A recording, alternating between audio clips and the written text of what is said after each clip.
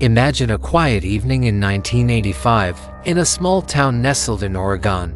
A young woman, Kathy Miller, says goodbye to her family, heading out to meet her friends. She walks out the door, into the cool night air, and vanishes. She never makes it to her friend's house. She's never seen again. For years, the town is haunted by her disappearance. The police search, they question, they follow every lead, but the trail goes cold. No witnesses, no suspects, no answers.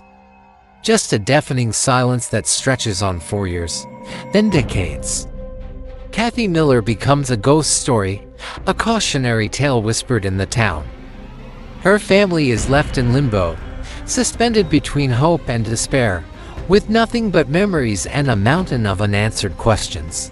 How could someone just disappear without a trace? Fast forward 35 years.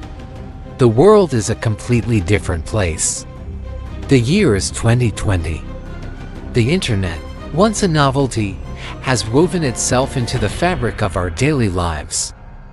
It's a place for connection, for sharing cat videos, for arguing with strangers, and, as it turns out, for solving mysteries that have stumped law enforcement for decades.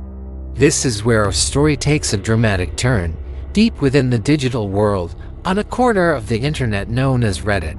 A community of curious minds gathers. They call themselves online detectives, amateur sleuths, united by a shared passion for cracking the uncrackable. In a subreddit called our Unresolved Mysteries, thousands of users pore over cold case files, searching for clues that everyone else missed. And one day, someone posts the story of Kathy Miller. The post detailing Kathy's disappearance catches the eye of a user with a knack for details. As they read through the old, digitized case file, something clicks. The description of Kathy, her height, her hair color, a distinctive scar rings a bell.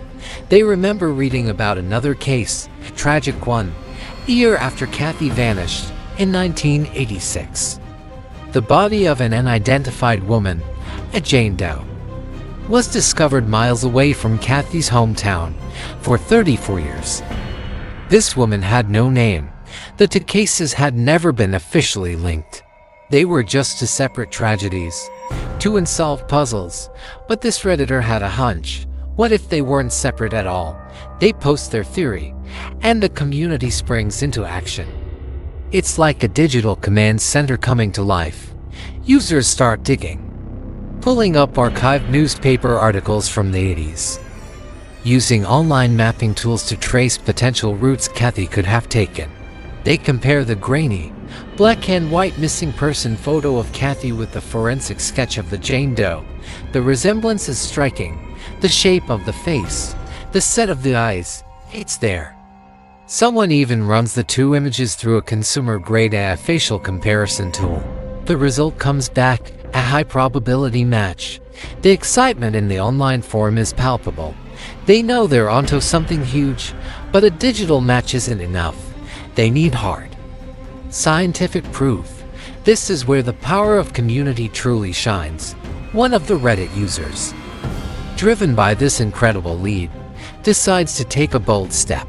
They reach out to a professional forensic genealogist, someone who specializes in using DNA to solve cold cases. They explain the situation, presenting the evidence the Reddit community has painstakingly compiled. Intrigued by the amateur detective's thorough work, the genealogist agrees to help. Law enforcement, spurred on by this new, compelling lead from an unexpected source, agrees to have the DNA from the Jane Doe exhumed and ray-tested using modern technology. A sample of the unidentified woman's DNA is then uploaded to a public genealogy database. The same kind of site millions of people use to trace their family trees. The wait is agonizing for Kathy Miller's family, who had been contacted during this process. It's 35 years of waiting condensed into a few excruciating weeks. And then, the email arrives. The genealogist has found a match. The DNA from the Jane Doe has linked her to a family tree, and on that tree, they find a family from Oregon. A family who had reported their daughter missing in 1985. The final comparison is made. The genetic evidence is undeniable. The Jane Doe, nameless for over 3 decades, finally has her name back. She was, indeed, Kathy Miller. After 35 long, painful years, the mystery was over. The silence was broken. Kathy's family finally had the answer they had so desperately longed for. The closure they thought might never come. They could finally bring their daughter home, not in the way they had always hoped, but they could give her a proper resting place, a name on a headstone instead of a case number. And it wasn't a multi-million-dollar police investigation or a last-minute deathbed confession that brought them this peace. It was a group of strangers, separated by geography but connected by the internet, who refused to let Kathy's memory fade. They used their curiosity, their collective knowledge, and the incredible tools of the modern age to give a name back to the forgotten. This incredible story is a powerful reminder of what we can achieve when we come together.